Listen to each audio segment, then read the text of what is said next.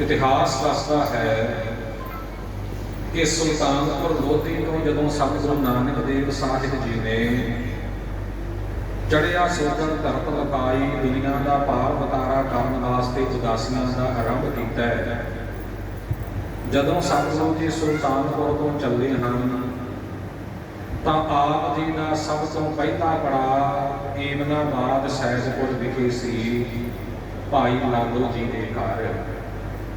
जो भाई लालू जी तरखाना काम करते सन, लकड़ का काम करते सन, सच्चे सुच्चे किरती सन, धर्म की कमाई करते सन। सब तो पहला गुरु घर के विचों वो नवाजे अते सत्कारे गए।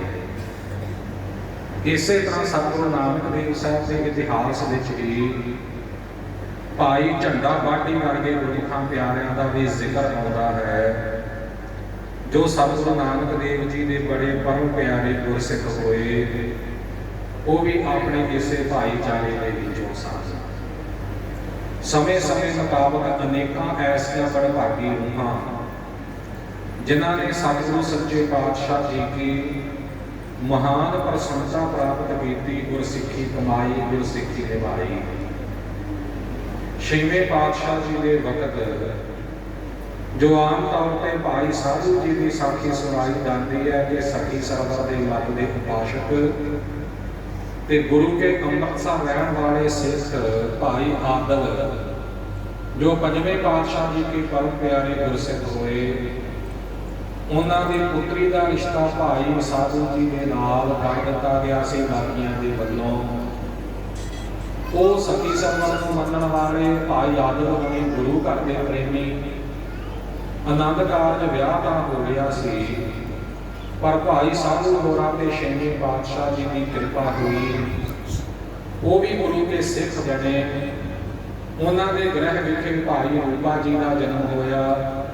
सो ये भाई साधु भाई रूपा ये भी अंश वंश जी है, ये अपने तरखान भाईचारे विचों ही सन।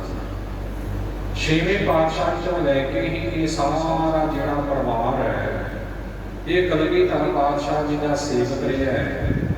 ते 10वें पातशाह जी के वक्त इस परिवार के विचों भाई परम सिंह, भाई धर्म सिंह, इन्हां प्रमुखां प्यारियां का विशेष जिक्र होता है, जिन्हों ने सतगुरु सच्चे पातशाह दसम पिता जी दी बड़ियां खुशियां प्राप्त की।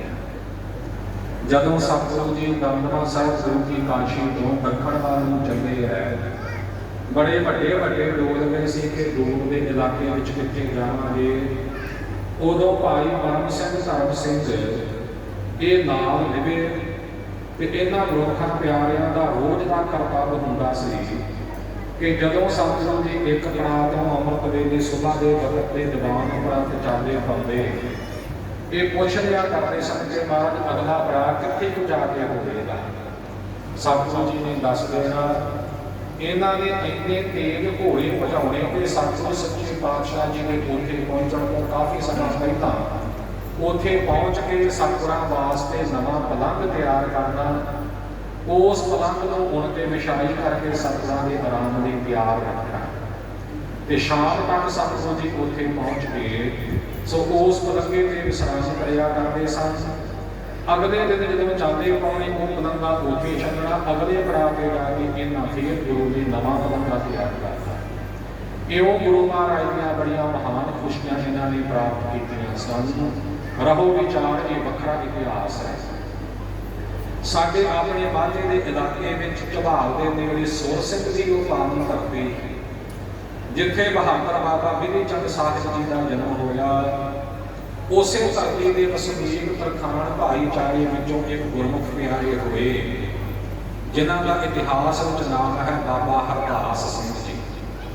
ये बाबा हरदास सिंह जी भी आनंदपुर साहिब विखे सतगुरु जी के कोल रहा करते सी, और आप जंगी करतप्पां दे भी बड़े माहर सन, नाम बाणी के रसीले सन, बड़े तगड़े कारीगर भी सन, लकड़ के भी ते लोहे के भी, ते अनेकां शस्त्र अपने हथीं घर घर के बना के ये कलगीधर पातशाह जी की भेटा करिया करते सन। इन्हां उपर सतगुरु कलगीधर पातशाह जी की बड़ी विशेष खुशी रही। आनंदपुर साहिब के साथी वक्तों तो पहला ही सतगुरु सच्चे पातशाह ने बाबा हरदास सिंह जी को आप अपनी प्रसन्नता के नाल अपने नगर चले जाने का हुक्म कर दिता सी। जिस हुक्म की पालना करदे बाबा हरदास सिंह जी सुरसिंह नगर विखे आण वसे सी ते इथों भी अनेक शस्त्र बना के आनंदपुर साहिब विखे भेजते गए। होर गुरु का खालसा जिहड़ा माझे का वसनीक है उन्होंने भी शस्त्र बना के भेटा करते रहे जो खालसा दलों की पंथ की बड़ी वड्डी सेवा की। आनंदपुर साहिब के साके वरतते है, गुरु का परिवार शहीद होता है, होर अगला सारा इतिहास वरतता है। जदों कलगीधर पातशाह जी नंदेड़ विखे पहुंचे ने तख्त श्री हजूर साहिब के अस्थान को प्रगट किया है और उतों माधो दास बैरागी को बंदा सिंह बहादुर बना के ਜ਼ਾਲਮਾਂ ਨੂੰ ਸਜ਼ਾਵਾਂ ਦੇਣ ਵਾਸਤੇ ਜਦੋਂ ਪੰਜਾਬ ਨੂੰ ਤੋਰਿਆ ਤਾਂ ਉਸ ਵਕਤ ਬਾਬਾ ਹਰਦਾਸ ਸਿੰਘ ਜੀ ਵੀ ਬਾਬਾ ਬੰਦਾ ਸਿੰਘ ਬਹਾਦਰ ਦੀ ਫੌਜ ਵਿੱਚ ਸ਼ਾਮਲ ਹੋਏ ਔਰ ਤਕਰੀਬਨ ਬਹੁਤੀਆਂ ਜੰਗਾਂ ਦੇ ਵਿੱਚ ਉਹਨਾਂ ਨੇ ਹਿੱਸਾ ਲਿਆ ਤੇ ਸੂਰਬੀਰਤਾ ਦੇ ਦੌਰ ਦਿਖਾਏ। ਹੁਸ਼ਿਆਰਪੁਰ ਦੇ ਨੇੜੇ ਜੋ ਬਜਵਾੜਾ ਨਗਰ ਹੈ ਮਾਤਾ ਸੁੰਦਰ ਕੌਰ ਜੀ ਦਾ ਜਨਮ ਸਥਾਨ ਉੱਥੇ ਜਿਹੜੀ ਮੁਗਲਾਂ ਦੇ ਨਾਲ ਇੱਕ ਕਹਿਰ ਦਾ ਜੰਗ ਹੋਇਆ ਉਸ ਜੰਗ ਵਿੱਚ ਸੂਰਬੀਰਤਾ ਨਾਲ ਲੜਦਿਆਂ ਹੋਇਆਂ ਬਾਬਾ ਹਰਦਾਸ ਸਿੰਘ ਜੀ ਨੇ ਸ਼ਹਾਦਤ ਪ੍ਰਾਪਤ ਕੀਤੀ। ਉਹਨਾਂ ਦੇ ਨਾਲ ਉਸ ਵਕਤ ਉਹਨਾਂ ਦੇ ਸਪੁੱਤਰ ਵੀ ਗੱਲ ਵਿੱਚ ਸ਼ਾਮਲ ਨੇ ਜਿਨ੍ਹਾਂ ਦਾ ਨਾਮ ਹੈ ਭਾਈ ਭਗਵਾਨ ਸਿੰਘ ਜੀ। ਆਪਣੇ ਪਿਤਾ ਜੀ ਦੀ ਸ਼ਹਾਦਤ ਤੋਂ ਉਪਰੰਤ भाई भगवान सिंह जी कुछ समा तो अपने नगर सुरसिंह विखे रहे पर जब हुकूमत का बहुता दमन चक्कर चलिया बहुती जुलमां की हनेरी चली जिवें खालसे को अपने घर बार छड़ के जाना पिया तो भगवान सिंह जी भी उस वक्त सुरसिंह को छड़ के कभी किते रहिंदे रहे ते आखिर ईचो गिल नगर जो अजकल पाकिस्तान दे विच है उत्थे जाके इन्हां ने अपना निवास रखिया है क्यों ईचो गिल पिंड में रहते आप जी गुरबाणी के महान ज्ञाता सन और बड़े सुंदर तरीके के नाल गुरबाणी की व्याख्या गुर इतिहास की व्याख्या संगतां नूं सरवण कराया करते सी। इस करके सरबत खालसा इन्हां दा बड़ा सत्कार करदा सी और ज्ञानी भगवान सिंह कह के आप जी नूं याद किया जाता सी। वो ज्ञानी भगवान सिंह जी के घर 5 पुत्रां दा जन्म होया। उन्हां विचों सब तो वड्डे हन महाराजा जस्सा सिंह जी, ये ज्ञानी भगवान सिंह जी के वड्डे पुत्र हैं। दूसरे भाई जै सिंह जी, तीसरे भाई मानी सिंह जी, चौथे भाई खुशहाल सिंह जी ते पंजवें भाई तारा सिंह जी। ये 5 पुत्र ज्ञानी भगवान सिंह जी के घर विखे होए। पंजां ने गुरमत विच परिपाक कीता, गुरसिੱਖੀ ਦੇ ਵਿੱਚ ਐਨ चंगी तरह निपुण कीता, गुरबाणी के नित नेमी प्रेमी बनाया, शस्त्र विद्या सिखाई, जंगी माहरां दे विच भी उन्हां नूं चंगी तरह करतबां दे विच भी निपुण कीता ते इहो ये सारे 5 भरा जो सन ये अपने पिता जी की आग्या विच रह के कौम की पंथ की बड़ी वड्डी सेवा करते रहे।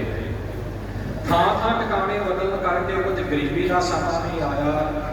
चाहुंदे सन भाई ज्ञानी भगवान सिंह जी होरे कि पुत्र जस्सा सिंह घरेलू कामां विच दस्तकारी के कामां विच हत्थ वटावे पर भाई जस्सा सिंह जी होरां दे मन दे बलबले कुछ होर सन। वो तां कौम दी पंथ दी सेवा ही करना चाहते सन। तकरीबन 15 साल की उम्र हुई सरदार जस्सा सिंह जी की। उस वक्त नादर शाह ने पंजाब के ऊपर हमला किया। लाहौर का सूबा जकरिया खान है जिस जकरिए ने पहला कदे बहुत ज्यादा सिखां की कट-वट की, बड़ी जुल्म गुजारे ने ते गुरु ज्ञान सिंघां की बहादुरी के मोहरे गोडे टेकदियां होइयां उन्हें खालसा पंथ नूं नवाबी की पेशकश भी कर रखी सी जो कि नीतिवान भाई बघेल सिंह जी के कहण ते सो इसे प्रकार भाई सुबेग सिंह जी होरां दे कहण ते पंथ ने प्रवान कीती सी ते फैजलपुर के भाई नवाब सिंह जी कौम के नवाब, भाई कपूर सिंह जी कौम के नवाब बने सन। उन्हां समयां विच जस्सा सिंह जी का सो कितना सत्कार सी खालसा पंथ के दलां अंदर। मैं इतिहास की एक बेनती करके फिर अगे चलण का यत्न करा।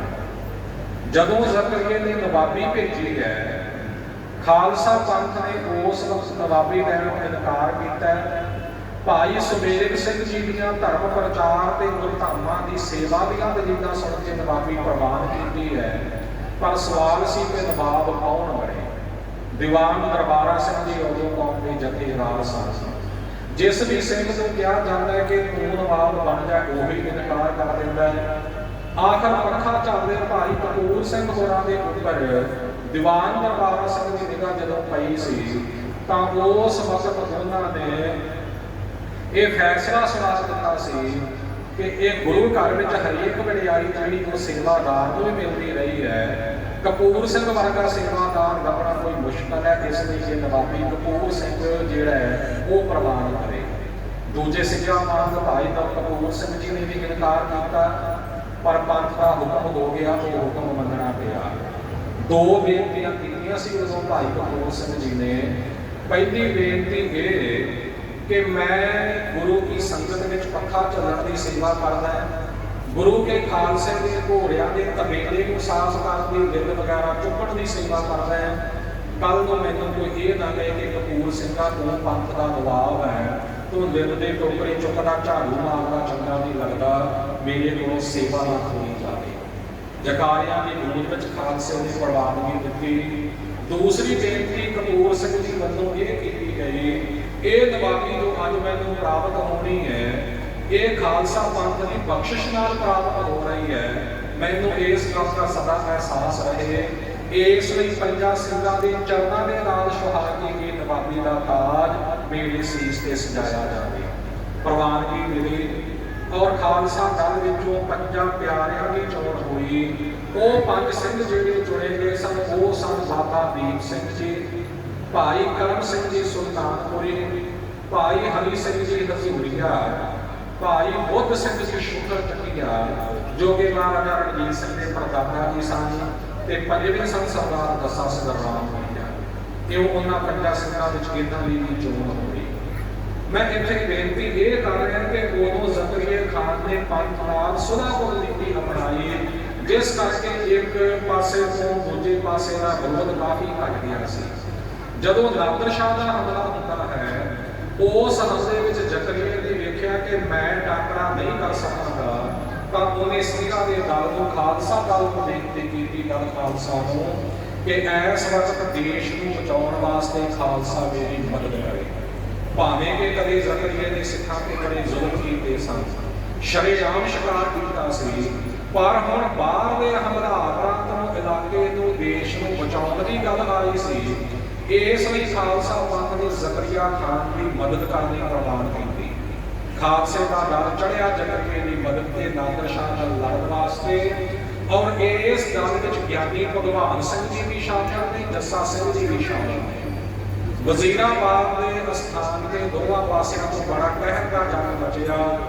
ਜ਼ਕਰੀਆ ਦੀਆਂ ਫੌਜਾਂ ਦੇ ਪੈਰ ਇੱਕ ਵਾਰ ਤਾਂ ਉਖੜੇ, ਪਰ ਖਾਲਸੇ ਦੇ ਜੋਸ਼ ਨੇ ਉਹਨਾਂ ਦੇ ਪੈਰ ਫਿਰ ਲਵਾ ਦਿੱਤੇ ਤੇ ਨਾਦਰ ਦੀਆਂ ਫੌਜਾਂ ਨੂੰ ਭੱਜ ਰਹਿ ਗਏ। ਜ਼ਕਰੀਆ ਨੂੰ ਵੀ ਜਾਨ ਦਾ ਖਤਰਾ ਮਹਿਸੂਸ ਹੋਇਆ, ਪਰ ਉਸ ਵਕਤ ਗਿਆਨੀ ਭਗਵਾਨ ਸਿੰਘ ਜੀ ਨੇ ਐਸੀ ਦੇਗਵਾਈ ਕਿ ਜ਼ਕਰੀਆ ਨੂੰ ਬਚਾ ਲਿਆ ਤੇ ਇਸ ਪ੍ਰਕਾਰ ਉਸ ਜੰਗ ਨੂੰ ਜਿੱਤ ਵੀ ਲਿਆ ਹੈ। ਪਰ ਉਸ ਜੰਗ ਵਿੱਚ ਗਿਆਨੀ ਭਗਵਾਨ ਸਿੰਘ ਜੀ ਸ਼ਹੀਦ ਹੋ ਗਏ। ਜਦੋਂ ਗਿਆਨੀ ਭਗਵਾਨ ਸਿੰਘ ਜੀ ਸ਼ਹੀਦ ਹੋਏ ਨੇ ਤਾਂ ਹੁਣ ਆਪਣੇ ਦਲ ਦੇ ਮੁਖੀ ਉਹਨਾਂ ਦੇ ਵੱਡੇ ਸਪੁੱਤਰ ਜੱਸਾ ਸਿੰਘ ਜੀ ਹਨ। ਨਾਦਰ ਸ਼ਾਹ ਹਾਰ ਖਾ ਕੇ ਵਾਪਸ ਮੁੜ ਗਿਆ। ਜ਼ਕਰੀਆ ਦਾ ਰਾਜ ਭਾਗ ਕਾਇਮ ਰਿਹਾ ਹੈ।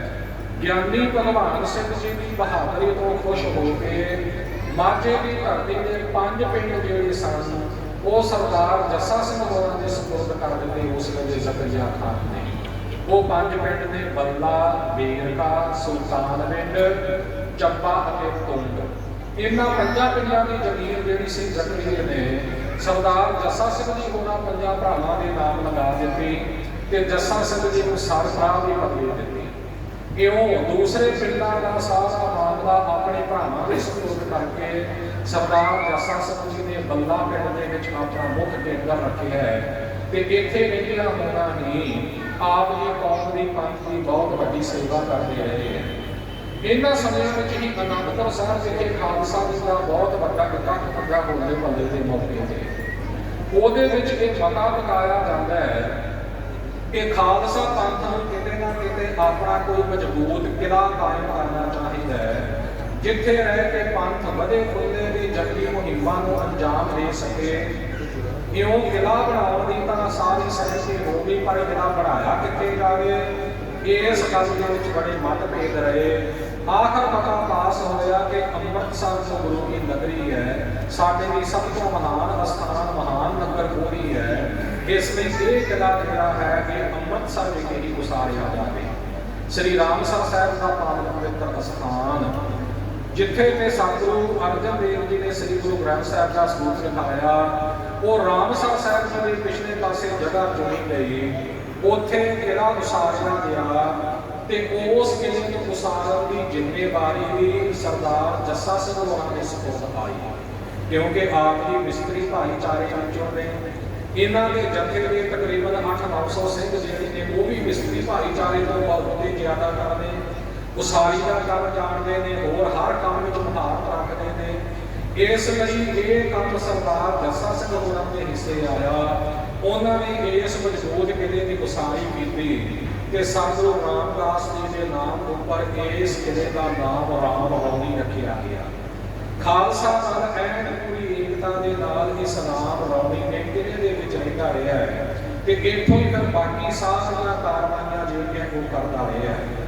ਪੰਜਾਬ ਦੇ ਤੇ ਦੇਸ਼ ਦੇ ਹਾਲਾਤ ਬੜੀ ਤੇਜ਼ੀ ਨਾਲ ਕਰਵਟ ਲੈਂਦੇ ਹੈ, ਕਦੇ ਕੋਈ ਤੇ ਕਦੇ ਕੋਈ ਪੰਜਾਬ ਦੇ ਉੱਪਰ ਚੜ ਕੇ ਆਉਂਦਾ ਹੈ। ਕਦੇ ਮੁਗਲਿਆ ਦਰਬਾਰ, ਲਾਹੌਰ ਦਰਬਾਰ ਨਾਲ ਖਾਲਸੇ ਦੀ ਸੰਧੀ ਹੋ ਜਾਂਦੀ ਹੈ ਤੇ ਕਦੇ ਵਿਰੋਧ ਪੈਦਾ ਹੋ ਜਾਂਦਾ ਹੈ।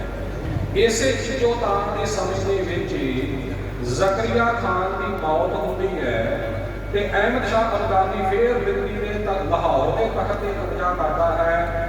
ਦਿੱਲੀ ਦੇ ਨਵਾਬ ਦੇ ਪੁੱਤਰ ਮੁਈਨ ਉਦ ਮਲਕ ਨੂੰ ਲਾਹੌਰ ਦਾ ਫੌਜਦਾਰ ਬਣਾਇਆ ਜਾਂਦਾ ਹੈ। ਮਨੂਪੁਰ ਦੇ ਅਸਥਾਨ ਤੇ ਉਸ ਨੇ ਬਹੁਤ ਵੱਡੀ ਜੰਗ ਪਠਾਨਾਂ ਦੇ ਨਾਲ ਲੜ ਕੇ ਜਿੱਤ ਪ੍ਰਾਪਤ ਕੀਤੀ ਸੀ, ਇਸ ਲਈ ਉਸ ਨੂੰ ਮਨੂਪੁਰ ਦਾ ਮੀਰ ਕਿਹਾ ਗਿਆ ਤੇ ਜਿਸ ਦਾ ਨਾਮ ਪਿੱਛੋਂ ਮੀਰ ਮਨੂੰ ਪ੍ਰਸਿੱਧ ਹੋਇਆ। ਇਸ ਮੀਰ ਮਨੂੰ ਨੇ ਵੀ ਸਿੱਖਾਂ ਦੇ ਨਾਲ ਪਹਿਲਾਂ ਤਾਂ ਬਹੁਤ ਜ਼ਿਆਦਾ ਮਿਲਵਰਤਣ ਵਾਲਾ ਆਪਣਾ ਹਰ ਤਰੀਕੇ ਦਾ ਆਪਣਾ ਪ੍ਰੋਗਰਾਮ ਰੱਖਿਆ। ਕਈ ਬਾਹਰੀ ਹਮਲਿਆਂ ਤੋਂ ਖਾਲਸਾ ਜੀ ਦੀ ਮਦਦ ਵੀ ਕਰਦਾ ਰਿਹਾ ਹੈ ਤੇ ਉਹਨਾਂ ਸਮਿਆਂ ਵਿੱਚ ਜਲੰਧਰ ਦਾ ਸੂਬਾ ਜਿਹੜਾ ਅਦੀਨਾ ਬੇਗ ਸੀ, ਉਹਦੀ ਸਰਦਾਰ ਜੱਸਾ ਸਿੰਘ ਜੀ ਨਾਲ ਹੋਰਾਂ ਨਾਲ ਮਿੱਤਰਤਾ ਜਿਹੜੀ ਹੈ ਉਹ ਕਾਇਮ ਹੁੰਦੀ ਹੈ, ਕਿਉਂਕਿ ਅਦੀਨਾ ਬੇਗ ਸੋ ਉਹ ਵੀ ਬਾਹਰੀ ਹਮਲਿਆਂ ਤੋਂ ਬੜਾ ਤੰਗ ਸੀ ਤੇ ਉਹਨੂੰ ਵੀ ਪਤਾ ਸੀ ਕਿ ਸਿੱਖਾਂ ਤੋਂ ਬਿਨਾਂ ਮੇਰੀ ਮਦਦ ਕੋਈ ਨਹੀਂ ਕਰ ਸਕਦਾ। ਉਹ ਅਦੀਨਾ ਬੇਗ ਜਿਹੜਾ ਸੀ ਉਹਦੀ ਸਰਦਾਰ ਜੱਸਾ ਸਿੰਘ ਰਾਮਗੜੀਆ ਦੇ ਨਾਲ ਬਹੁਤ ਜ਼ਿਆਦਾ ਬਣ ਆਈ ਤੇ ਰਾਮਗੜੀਏ ਸਰਦਾਰ ਉਸ ਦੀ ਮਦਦ ਬਹੁਤ ਜ਼ਿਆਦਾ ਕਰਦੇ ਵੀ ਰਹੇ। ਪਰ ਮੀਰ ਮਨੂੰ ਦੇ ਹਾਕਮ ਬਣਨ ਉਪਰੰਤ ਉਹ ਮੀਰ ਮਨੂੰ ਨੇ ਵੀ ਪੁਰਾਣੀ ਜ਼ਕਰੀਆ ਖਾਨ ਦੇ ਉਹਦੇ ਪੁੱਤਰ ਜ਼ਹੀਆ ਖਾਨ ਵਾਲੀ ਨੀਤੀ ਹੀ ਫੜੀ ਰੱਖੀ ਕਿ ਜੇ ਮੈਂ ਪੰਜਾਬ ਵਿੱਚ ਆਪਣਾ ਦਬਦਬਾ ਕਾਇਮ ਕਰਨਾ ਹੈ ਤਾਂ ਮੈਨੂੰ ਸਿੱਖਾਂ ਦਾ ਖਰਾ ਖੋਜ ਮਿਟਾਉਣਾ ਪਵੇਗਾ। ਇਸ ਲਈ ਉਹਨੇ ਆਪਣੇ ਅਧੀਨ ਆਉਂਦੇ ਜਲੰਧਰ ਦੇ ਸੂਬੇਦਾਰ ਅਦੀਨਾ ਬੇਗ ਨੂੰ ਵੀ ਇਹ ਹੁਕਮ ਜਾਰੀ ਕੀਤਾ ਹੈ ਕਿ ਉਹ ਸਿੱਖਾਂ ਦਾ ਪੂਰਾ ਖੋਜ ਮਿਟਾਉਣ ਵਾਸਤੇ ਉਚੇਚੇ ਯਤਨ ਕਰੇ। ਪਰ ਕਿਉਂਕਿ ਅਦੀਨਾ ਬੇਗ ਜਿਹੜਾ ਸਿੱਖਾਂ ਨਾਲ ਦਿਲੋਂ ਵੈਰ ਨਹੀਂ ਸੀ ਪਾਉਣਾ ਚਾਹੁੰਦਾ, ਉਹਨੇ ਦੋਵੇਂ ਪਾਸੇ ਇੱਕ ਬਰਾਬਰ ਕਰਕੇ ਰੱਖੇ। ਮੀਰ ਮਨੂੰ ਦੇ ਨਾਲ ਵੀ ਤਾਲਮੇਲ ਰੱਖਿਆ ਤੇ ਇੱਧਰ ਸਿੱਖਾਂ ਦੇ ਨਾਲ ਵੀ ਆਪਣਾ ਉਸ ਨੇ ਮੇਲ ਮਿਲਾਪ ਰੱਖਿਆ ਹੈ। ਕਾਫੀ ਸਮਾਂ ਉਸ ਨੇ ਇਸੇ ਤਰ੍ਹਾਂ ਆਪਣਾ ਡੰਗ ਟਪਾਇਆ, ਕਿਸੇ ਪ੍ਰਕਾਰ ਦਾ ਕੋਈ ਬਖੀੜਾ ਖੜਾ ਨਹੀਂ ਹੋਣ ਦਿੱਤਾ। ਇਹਨਾਂ ਦਿਨਾਂ ਵਿੱਚ ਹੀ ਇੱਕ ਹੋਰ ਅਣਹੋਣੀ ਵਾਪਰ ਜਾਂਦੀ ਹੈ, ਇੱਕ ਘਟਨਾ ਵਾਪਰ ਜਾਂਦੀ ਹੈ। ਇੱਕ ਅਫਵਾਹ ਉੱਡ ਜਾਂਦੀ ਹੈ ਕਿ ਜੱਸਾ ਸਿੰਘ ਰਾਮਗੜੀਆ, ਉਦੋਂ ਰਾਮਗੜੀਆ ਦਾ ਅਜੇ ਕਿਹਾ ਨਹੀਂ ਸੀ ਜਾਂਦਾ, ਮਿਸਤਰੀ ਕਹਿੰਦੇ ਸੀ ਜਾਂ ਤਰਖਾਣ ਕਹਿੰਦੇ ਸੀ ਜਾਂ ਆਮ ਲੋਕ ਠੋਕੇ ਕਿਹਾ ਕਰਦੇ ਸਨ, ਕਿਉਂਕਿ ਠੋਕ ਠੁਕਾਈ ਦਾ ਕੰਮ ਜੋ ਹੁੰਦਾ ਹੈ ਤਰਖਾਣ ਨੂੰ ਠੋਕੇ ਕਹਿੰਦੇ ਸਨ, ਜੱਸਾ ਸਿੰਘ ਠੋਕਾ ਕਿਹਾ ਜਾਂਦਾ ਸੀ ਜਾਂ ਈਚੋ ਗਿਰੀਆ ਦੀ ਕਹਿ ਦਿੰਦੇ ਸਨ। ਇਹ ਅਫਵਾਹ ਉੱਡ ਗਈ ਕਿ ਜੱਸਾ ਸਿੰਘ ਈਚੋ ਗਿਰੀਏ ਦੇ ਘਰ ਲੜਕੀ ਨੇ ਜਨਮ ਲਿਆ ਤੇ ਜਨਮ ਲੈਣ ਤੋਂ ਬਾਅਦ ਉਸ ਲੜਕੀ ਨੂੰ ਮਾਰ ਦਿੱਤਾ ਗਿਆ। ਇਸ ਗੱਲ ਦੀ ਪੁਸ਼ਟੀ ਇਤਿਹਾਸ ਵਿੱਚ ਨਹੀਂ ਮਿਲਦੀ ਕਿ ਵਾਕਿਆ ਹੀ ਇਹ ਕੰਮ ਹੋਇਆ ਸੀ ਕਿ ਨਹੀਂ ਹੋਇਆ, ਪਰ ਇਹ ਅਫਵਾਹ ਜਿਹੜੀ ਸੀ ਹੈ ਨਹੀਂ। ਖਾਲਸਾ ਪੰਥ ਨੇ ਜੱਸਾ ਸਿੰਘ ਜੀ ਹੋਰਾਂ ਨੂੰ ਆਪਣੇ ਨਾਲੋਂ ਵੱਖ ਕਰ ਦਿੱਤਾ, ਕਿਉਂਕਿ ਰਹਿਤਨਾਮਿਆਂ ਦਾ ਇਹ ਵਚਨ ਹੈ ਕਿ ਕੁੜੀ ਮਾਂ ਨਾਲ कोई मेल मिलाप नहीं रखना। इउं राम रौली नूं भी छड्डना पिया। खालसा गल दे भी अपने नालों वध कर दिता। हालांकि बहुत वड्डियां जंगां विच घल्लू घारियां दे विच सरदार जस्सा सिंह जी रामगढ़िया कौम नाल पंथ नाल मिल के बड़ियां सेवावां करते रहे, पर मसला रहत मर्यादा दा आ गया सी। इसलिए वो हवा उठण तो पंथ ने जस्सा सिंह जी को सिੱਖੀ ਤੋਂ ਦਲ पासे कर दिता है। उन्हां समयां दे विच अदीना बेग ने जस्सा सिंह होरां नूं अपने कोल बुलाया है कि उस दी फौज विच जाके जस्सा सिंह जी होरी अपने साथी सिंघां नाल रहे ते फौजदार बने। जदों मीर मनु ने अदीना बेग दे उपर बहुती सख्ती कीती कि सिखां दे कपड़े जाण दे वास्ते कुछ ना कुछ प्रबंध कीता जावे, ਤਾਂ ਉਸ ਵਕਤ ਇਹ ਰਾਮ ਰੌਣੀ ਕਿਲਾ ਅੰਮ੍ਰਿਤਸਰ ਵਾਲਾ ਜਿਹੜਾ ਸਿੱਖਾਂ ਦੀ ਤਾਕਤ ਦਾ ਕੇਂਦਰ ਸੀ, ਇਹਦੇ ਤੇ ਹਮਲਾ ਕਰਨ ਦਾ ਆਦੇਸ਼ ਦਿੱਤਾ ਗਿਆ। ਅਦੀਨਾ ਬੇਗ ਨੂੰ ਆਦੇਸ਼ ਮੰਨਣਾ ਪਿਆ। ਅਦੀਨਾ ਬੇਗ ਦੀ ਫੌਜ ਨੇ ਚੜ੍ਹਾਈ ਕੀਤੀ, ਰਾਮ ਰੌਣੀ ਕਿਲੇ ਦੇ ਉੱਪਰ ਘੇਰਾ ਪਾ ਲਿਆ, ਪਰ ਅੰਦਰ ਸਿੰਘਾਂ ਦੇ ਜੋਸ਼ ਦੇ ਸਾਹਮਣੇ ਉਹਦੀ ਪੇਸ਼ ਕੋਈ ਨਹੀਂ ਗਈ। ਪੁਰਾਣੇ ਤਰੀਕੇ ਉਹ ਵਰਤੇ ਜਾਂਦੇ ਨੇ ਕਿ ਘੇਰਾ ਪਾਈ ਰੱਖੋ, ਜਦੋਂ ਅੰਨ ਦਾਣਾ ਮੁੱਕ ਜਾਵੇਗਾ ਤਾਂ ਭੁੱਖ ਦੇ ਦੁੱਖ ਤੋਂ ਆਪੇ ਬਾਹਰ ਆਉਣਗੇ।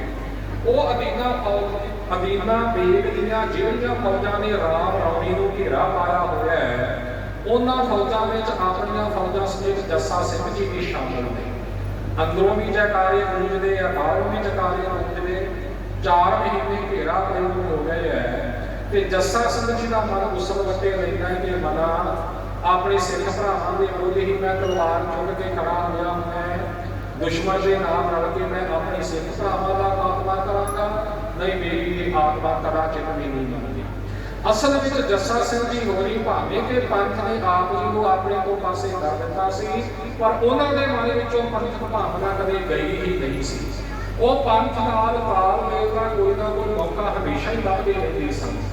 ਅਦੀਨਾ ਬੇਗ ਤਾਂ ਆਪਣੀ ਚਾਲ ਚੱਲਦਾ ਸੀ ਕਿ ਜੱਸਾ ਸਿੰਘ ਮੇਰੇ ਕੋਲ ਰਹੇ ਤਾਂ ਮੇਰੀ ਫੌਜੀ ਤਾਕਤ ਬੜੀ ਰਹੇਗੀ, ਪਰ ਨੀਤੀਵਾਨ ਸਰਦਾਰ ਜੱਸਾ ਸਿੰਘ ਹੋਰਾਂ ਦੀ ਚਾਲ ਇਹ ਸੀ ਕਿ ਜੇ ਮੈਂ ਹਕੂਮਤ ਦੀ ਫੌਜ ਵਿੱਚ ਰਹਾਂ ਤਾਂ ਮੁਗਲਿਆ ਹਕੂਮਤ ਦਾ ਸਿੱਖਾਂ ਪ੍ਰਤੀ ਰਵੱਈਆ ਤੇ ਸਿੱਖਾਂ ਦੇ ਪ੍ਰਤੀ, ਕੌਮ ਪ੍ਰਤੀ, ਪੰਥ ਪ੍ਰਤੀ ਜੋ ਉਹਨਾਂ ਦੀਆਂ ਸਕੀਮਾਂ ਹਨ, ਮੈਨੂੰ ਉਹਨਾਂ ਦਾ ਪਤਾ ਚੱਲਦਾ ਰਹੇਗਾ ਤੇ ਮੈਂ ਆਪਣੀ ਬੁੱਧੀ ਦੇ ਬਾਲ ਨਾਲ ਉਹਨਾਂ ਭੈੜੀਆਂ ਸਕੀਮਾਂ ਨੂੰ ਨਾਕਾਮ ਕਰਨ ਵਾਸਤੇ ਯਤਨ ਕਰਦਾ ਰਹਾਂਗਾ। ਹੁਣ ਮੌਕਾ ਐਸਾ ਬਣ ਆਇਆ ਹੈ, ਰਾਤ ਦਾ ਸਮਾਂ ਹੈ। ਸਰਦਾਰ ਜੱਸਾ ਸਿੰਘ ਜੀ ਨੇ ਇੱਕ ਚਿੱਠੀ ਲਿਖੀ ਤੇ ਉਹਨੂੰ ਤੀਰ ਨਾਲ ਬੰਨ੍ਹਿਆ ਹੈ। ਬੰਨ੍ਹ ਕੇ ਨਿਸ਼ਾਨਾ ਤੱਕ ਕੇ ਉਹ ਤੀਰ ਜਿਹੜਾ ਸੀ ਰਾਮ ਰੌਣੀ ਕਿਲੇ ਵੱਲ ਚਲਾਇਆ, ਅੰਦਰ ਤੀਰ ਪਹੁੰਚਾਇਆ।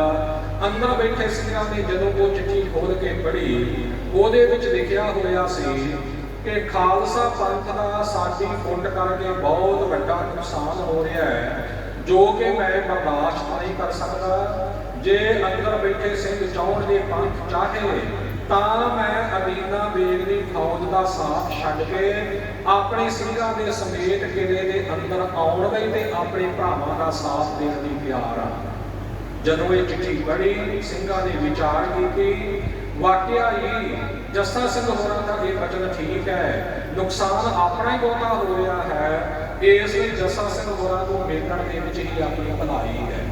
ਤੀਰ ਦੇ ਨਾਲ ਚਿੱਠੀ ਬੰਨੀ ਹੀ ਅੰਦਰੋਂ ਜਵਾਬ ਆਇਆ ਕਿ ਜੱਸਾ ਸਿੰਘ ਜੀ, ਪੰਥ ਨੂੰ ਤੁਹਾਡੀ ਤਜਵੀਜ਼ ਪ੍ਰਵਾਨ। ਰਾਤ ਇੰਨੇ ਕੁ ਸਮੇਂ ਦੇ ਨਾਲ ਰਾਮ ਰੌਣੀ ਦਾ ਦਰਵਾਜ਼ਾ ਕਿਲੇ ਦਾ ਗੇਟ ਖੁੱਲ੍ਹੇਗਾ, ਆਪਣੀਆਂ ਫੌਜਾਂ ਨੂੰ ਤਿਆਰ ਰੱਖਣਾ, ਉਦੋਂ ਤੁਸੀਂ ਅੰਦਰ ਆਣ ਵੜੇ। ਇਸੇ ਤਰ੍ਹਾਂ ਹੋਇਆ। ਮਿੱਥੇ ਸਮੇਂ ਤੋਂ ਦਰਵਾਜ਼ਾ ਖੁੱਲ੍ਹਿਆ। ਆਪਣੇ ਸਾਰੇ ਸਾਥੀ ਸਿੰਘਾਂ ਦੇ ਸਮੇਤ ਸਰਦਾਰ ਜੱਸਾ ਸਿੰਘ ਜੀ ਦੇ ਕਾਰੇ ਵਜਾਉਂਦੇ ਹੋਏ ਰਾਮ ਰੌਣੀ ਕਿਲੇ ਦੇ ਅੰਦਰ ਜਾ ਵੜੇ। ਵਿਛੜੇ ਭਰਾਵਾਂ ਦੀਆਂ ਗਲਵੱਕੜੀਆਂ ਪੈ ਗਈਆਂ, ਖਾਲਸਾ ਦਲ ਇਕੱਤਰ ਹੋ ਗਿਆ। ਅਦੀਨਾ ਬੇਗ ਦੀਆਂ ਫੌਜਾਂ ਹੱਥੀਆਂ ਪੱਕੀਆਂ ਰਹਿ ਗਈਆਂ। ਮੀਰ ਮਨੂ ਨੇ ਹੋਰ ਫੌਜ ਜਿਹੜੀ ਸੀ ਉਹ ਵੀ ਭੇਜ ਦਿੱਤੀ। ਜੰਗ ਹੁੰਦਾ ਰਿਹਾ ਹੈ, ਪਰ ਹੁਣ ਇਸ ਜੰਗ ਦੀ ਸਾਰੀ ਕਮਾਨ ਪੰਥ ਨੇ ਸਰਦਾਰ ਜੱਸਾ ਸਿੰਘ ਦੇ ਹੱਥ ਦੇ ਦਿੱਤੀ, ਕਿਉਂਕਿ ਜੱਸਾ ਸਿੰਘ ਜੀ ਹੋਰਾਂ ਤੇ ਉਹਨਾਂ ਦੇ ਸਾਥੀਆਂ ਨੇ ਇਹ ਕਿਲਾ ਸਾਰਾ ਬਣਾਇਆ ਸੀ, ਉਸਾਰਿਆ ਸੀ। ਉਹਦੇ ਵਿੱਚ ਕੀ ਭੇਦ ਕਿੱਥੇ ਰੱਖਿਆ ਹੈ, ਕਿੱਥੇ ਮੋਰਚਾ ਬਦਲੀ ਕਿਸ ਤਰੀਕੇ ਦੀ ਰੱਖੀ ਹੈ, ਇਹ ਇਹਨਾਂ ਤੋਂ ਬਿਨਾਂ ਹੋਰ ਕੋਈ ਨਹੀਂ ਸੀ ਜਾਣਦਾ।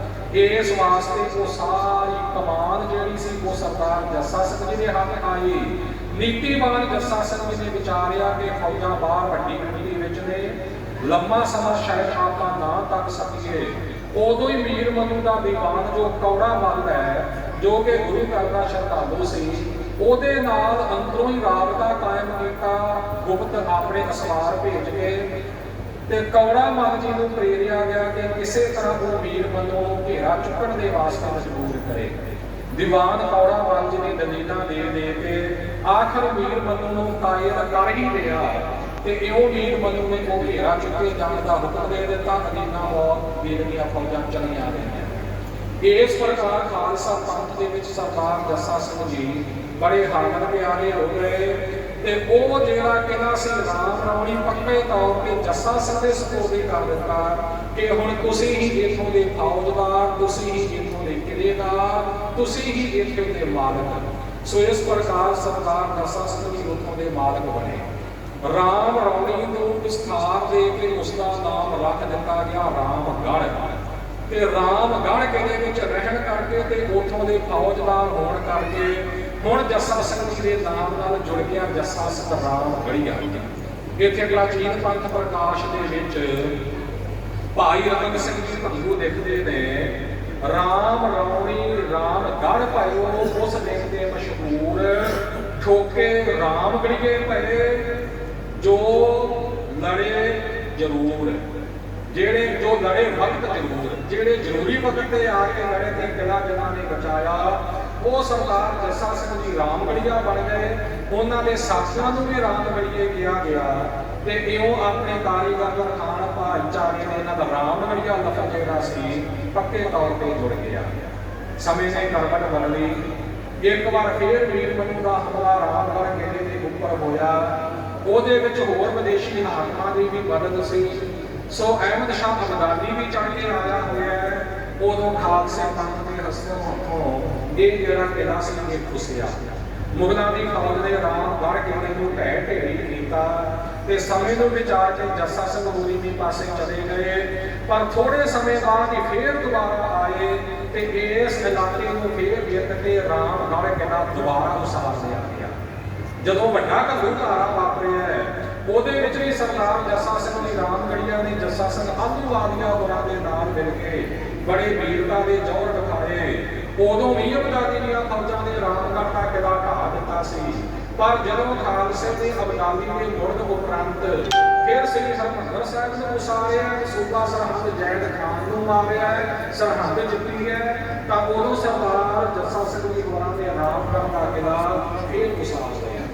ਫਿਰ ਹੁਣ ਉਹਨਾਂ ਨੇ ਆਪਣੀ ਫੌਜੀ ਤਾਕਤ ਵਧਾਉਂਦਿਆਂ ਹੋਇਆ ਇਹ ਸਾਰੇ ਜਿਹੜੇ ਇਲਾਕੇ ਸਨ, ਬਟਾਲਾ, ਕਲਾਨੌਰ, ਕਾਦੀਆਂ ਔਰ ਹੋਰ ਵੀ ਸਾਰੇ ਇਲਾਕੇ ਜਿਹੜੇ ਸੀ ਇਹ ਰਾਮਗੜ੍ਹੀਏ ਸਰਦਾਰਾਂ ਨੇ ਮੁਗਲਾਂ ਤੋਂ ਜਿੱਤ ਕੇ ਆਪਣੇ ਕਾਬੂ ਵਿੱਚ ਕਰ ਲਏ। ਇਹਨਾਂ ਇਲਾਕਿਆਂ ਨੂੰ ਜਿੱਤਣ ਦੇ ਉਪਰੰਤ ਫਿਰ ਹੁਸ਼ਿਆਰਪੁਰ ਜ਼ਿਲ੍ਹੇ ਦਾ ਜਿਹੜਾ ਰਕਸੀ ਕੀਤਾ, ਟਾਂਡਾ, ਗੁੜਗੁੜ, ਮਿਆਣੀ ਤੇ ਹੋਰ ਇਲਾਕੇ ਇਹ ਵੀ ਸਰਦਾਰ ਜੱਸਾ ਸਿੰਘ ਜੀ ਨੇ ਆਪਣੀ ਕਬਜ਼ਾ ਕੀਤੇ। ਇਹਨਾਂ ਮੁਹਿੰਮਾਂ ਵਿੱਚ ਸਰਦਾਰ ਜੱਸਾ ਸਿੰਘ ਜੀ ਹੋਰਾਂ ਨਾਲ ਕਨ੍ਹਈਆ ਮਿਸਲ ਜਿਹੜੀ ਹੈ ਉਹ ਵੀ ਚੱਲਦੀ ਰਹੀ ਹੈ। ਜੈ ਸਿੰਘ ਜੀ ਕਨ੍ਹਈਆ ਜਿਨ੍ਹਾਂ ਦੇ ਮੁਖੀ ਸਨ, ਆਹਲੂਵਾਲੀਆ ਸਰਦਾਰਾਂ ਦਾ ਵੀ ਸਹਿਯੋਗ ਰਿਹਾ, ਸਾਰੇ ਰਲ ਮਿਲ ਕੇ ਚੱਲਦੇ ਰਹੇ। ਇੱਕ ਵਾਰ ਕਸੂਰ ਦੇ ਵਿੱਚ ਜੰਗ ਹੋਇਆ, ਇਸ ਜੰਗ ਵਿੱਚ ਰਾਮਗੜ੍ਹੀਏ ਅਤੇ ਕਨ੍ਹਈਏ ਸਰਦਾਰ ਜਿਹੜੇ ਨੇ ਇਹ ਸ਼ਾਮਲ ਨੇ। ਉਹ ਜੰਗ ਜਿਹੜੀ ਸੀ ਕਸੂਰ ਦੀ ਖਾਲਸੇ ਨੇ ਜਿੱਤੀ ਜੱਸਾ ਸਿੰਘ ਹੋਰਾਂ ਦੀ ਅਗਵਾਈ ਵਿੱਚ। ਉੱਥੋਂ ਦਾ ਇੱਕ ਅਮੀਰ ਰਈਸ ਵਪਾਰੀ ਹਿੰਦੂ ਸੀ, ਉਸ ਨੂੰ ਕਾਬੂ ਕੀਤਾ ਗਿਆ। ਉਹਨੇ ਬਹੁਤ ਵੱਡਾ ਮਾਇਆ ਦਾ ਖਜ਼ਾਨਾ ਜਿਹੜਾ ਸੀ ਉਹ ਸਰਦਾਰ ਜੱਸਾ ਸਿੰਘ ਜੀ ਦੇ ਭਰਾ ਬਾਲੀ ਸਿੰਘ ਹੋਰਾਂ ਦੇ ਸਪੁਰਦ ਕੀਤਾ ਤੇ ਇੱਥੇ ਭਾਈ ਬਾਲੀ ਸਿੰਘ ਜੀ ਹੋਰੀ ਬੜੀ ਵੱਡੀ ਇੱਕ ਗਲਤੀ ਕਰ ਗਏ। ਉਹ ਮਾਇਆ ਜਿਹੜੀ ਸੀ ਇਕੱਲੇ ਸਮੇਤ ਲੈਣ ਦਾ ਉਹਨਾਂ ਨੇ ਆਪਣਾ ਮਨ ਬਣਾ ਲਿਆ। ਜੱਸਾ ਸਿੰਘ ਜੀ ਹੋਰਾਂ ਨੂੰ ਪਤਾ ਲੱਗਾ, ਉਹਨਾਂ ਨੇ ਵਰਤਿਆ ਕਿ ਬਾਲੀ ਸਿੰਘ ਨੂੰ ਗਲਤ ਕਰ ਰਿਹਾ ਹੈ।